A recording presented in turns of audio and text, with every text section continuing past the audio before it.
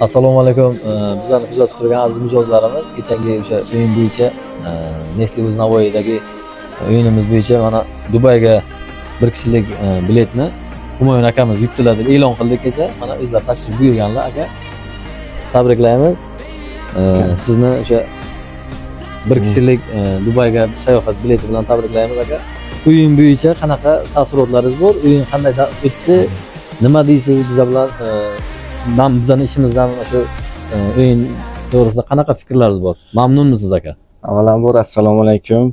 Nestle uz Navoiy jamoasiga, sizlarga kattakon rahmat. Juda ham kutilmagan bo'ldi bu. Kecha futbol ko'rib, jo'ralar bilan baqir-chaqir qilib yotgan paytimiz telefon bo'ldi. Shunday deb sizga Dubayga chipta chiqdi desam, ishonmadim to'g'risi. Aytdim, aldamanglar deb nima qildim.